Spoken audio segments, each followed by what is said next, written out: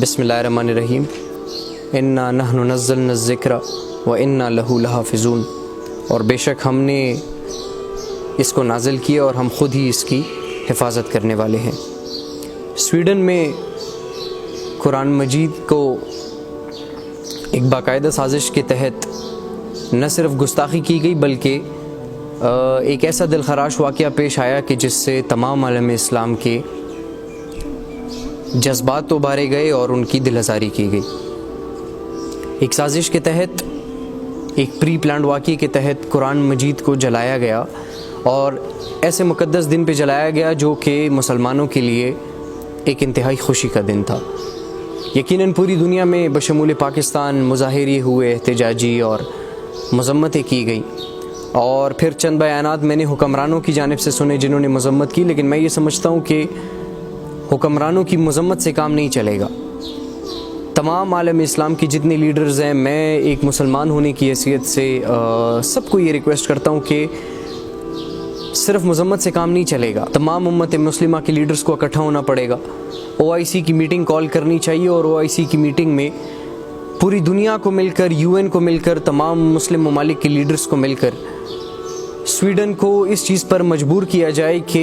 ایک ایسی قانون سازی کی جائے کہ جس میں یقیناً اس ملعون کو تو ایسی سزا دی جائے کہ اس کی آنے والی 7 نسلیں یاد رکھے،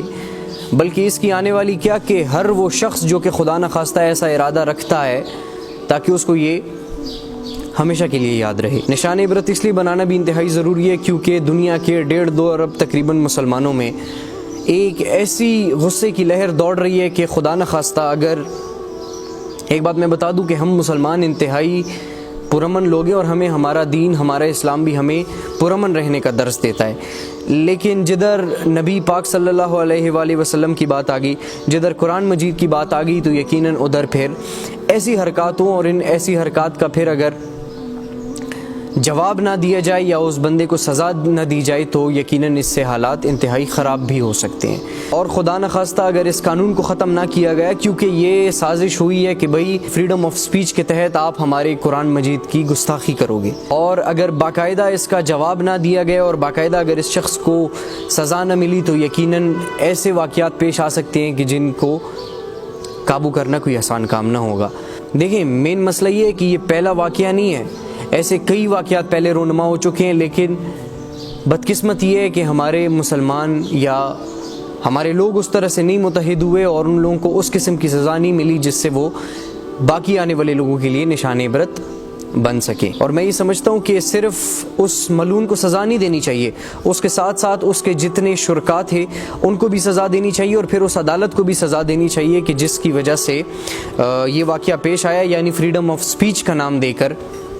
اس واقعے کو پلان کیا گیا۔ دیکھیں، ہمیں ہمارا دین، ہمارا اسلام ہرگز اس چیز کی اجازت نہیں دیتا کہ ہم کسی دوسرے مذہب کے اوپر انگلی اٹھائیں یا کوئی اونچ نیچ بات کریں۔ دیکھیں، اسلام میں تو یہ ہے کہ آپ اگلے کو قائل کرو کہ وہ اسلام لائے، آپ اگلے پہ زور بھی نہیں ڈال سکتے کہ وہ اسلام قبول کرے۔ میں سویڈن کے لوگوں سے صرف اتنا کہنا چاہتا ہوں کہ آپ کے وہاں پر جتنے بھی مذاہب ہیں، ہمیں تو ہمارا دین امن کا اور محبت کا درس دیتا ہے نا۔ اگر ہم خدا نخواستہ لیوتھرین چرچ کے فالوورز کو، کرسچنز کو، بدھسٹس کو، آرتھوڈاکس کو، یا جتنے بھی مذاہب کے فالوورز ہیں سویڈن میں، اگر ہم آپ کے مذہب کے خلاف بات کریں گے تو آپ پہ کیا گزرے گی؟ اور شاید کافی چیزیں بیچ میں ایسی ہوں گی کہ آپ پہ شاید کچھ بھی آپ کو اثر نہ ہو یا کچھ بھی آپ کو فرق نہ پڑے، لیکن جدھر ہمارے دین کی بات آتی ہے، جدھر ہمارے مصطفیٰ صلی اللہ علیہ وآلہ وسلم کی بات آتی ہے، اور جدھر ہمارے قرآن مجید کی بات ادھر آتی ہے، ادھر ہمارا مال، ہماری جانیں، ہمارے ماں باپ، ہمارا سب کچھ قربان کرنے کو ہم مسلمان تیار ہوتے ہیں۔ قرآن کیا ہے؟ قرآن ابدی صحیفہ ہدایت ہے۔ آج تک جتنی بھی کتابیں آئی ہیں سب کتابوں میں رد و بدل کیا گیا ہے، لیکن قرآن مجید میں کسی زیر زبر پیش کی رد و بدل بھی نہیں کی گئی۔ قرآن پرفیکٹ ہے۔ آپ کا سائنس آج قرآن کو فالو کر رہا ہے، جو چیز ہمارا قرآن آج سے 1400 سال پہلے کہہ چکا ہے وہ چیز آپ کی سائنس آج فالو کر رہی ہے۔ پوری کی پوری دنیا اس قرآن کے اوپر چل رہی ہے۔ دیکھیں، قرآن مجید خود کہتا ہے کہ قرآن جیسی ایک کتاب نہیں تو سورت نہیں تو ایک آیت ہی لے آؤ، لیکن ایسا کرنا انتہائی ناممکن ہے۔ ایک چیز پر مجھے بڑا فخر ہوا، شکر الحمدللہ، کہ تمام دنیا کی طرح ہمارے پاکستان کے بھی ہر کونے میں احتجاج کیے گئے، لیکن اس میں چند احتجاج ایسے تھے جن میں کچھ سیاسی جماعتوں کے جھنڈے بھی سامنے لائے گئے۔ تو میرے خیال سے میں یہ سمجھتا ہوں کہ بلکہ میری یہ ریکویسٹ ہے کہ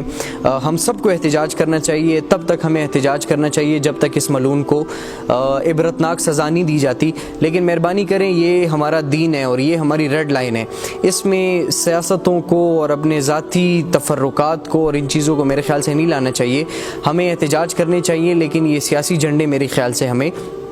اس چیز میں بالکل بھی نہیں لانے چاہیے۔ اور میں درخواست کرتا ہوں تمام ناظرین سے، تمام دیکھنے والوں سے، کہ ہم ایک اور جو بہت کی رول ادا کر سکتے ہیں وہ یہ ہے کہ ہم اس چیز کی سوشل میڈیا کے اوپر ہمیں تب تک مذمت جاری رکھنی چاہیے جب تک یہ معاملہ سارٹ آؤٹ نہیں ہو جاتا، کیونکہ سوشل میڈیا آج کل ایک ایسا پلیٹ فارم ہے کہ جس کے ذریعے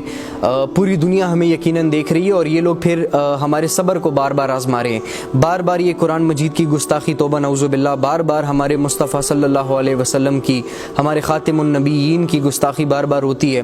تو ہمیں سوشل میڈیا کے ذریعے ایک یہ بہت مضمون طریقے سے ایک یہ میسیج دینا چاہیے کہ ہم مسلمان ایک ہیں اور اس چیز پہ ہمارا کسی قسم کا کوئی کمپرومائز نہیں۔ میں اس ویڈیو میسیج کے ذریعے وزیر اعظم صاحب سے اور پاکستانی وزیر خارجہ صاحب سے درخواست کرتا ہوں اور امید کرتا ہوں کہ وہ تمام عالم اسلام کے لیڈرز کو اس بات پر آمادہ کریں گے کہ صرف سفارتی تعلقات ختم کرنے سے، صرف سفیروں کو بھیجنے سے یا اپنے سفیر واپس بلوانے سے یا صرف تجارتی تعلقات ختم کرنے سے کچھ بھی نہیں ہوگا۔ اس مسئلے کا ایک باقاعدہ ایسا حل نکالا جائے تاکہ آنے والے دور میں بھی کوئی بھی گستاخ یا کوئی بھی ملعون اس قسم کی حرکت کرنے کا سوچ بھی نہ سکے۔ اور ہم انسان کیا قرآن مجید کی حفاظت کریں گے؟ قرآن مجید کی حفاظت کا ذمہ اللہ نے لیا ہے اور اس نے الحمدللہ ابھی تک کیا ہے اور آگے بھی اللہ اس کی حفاظت کرے گا۔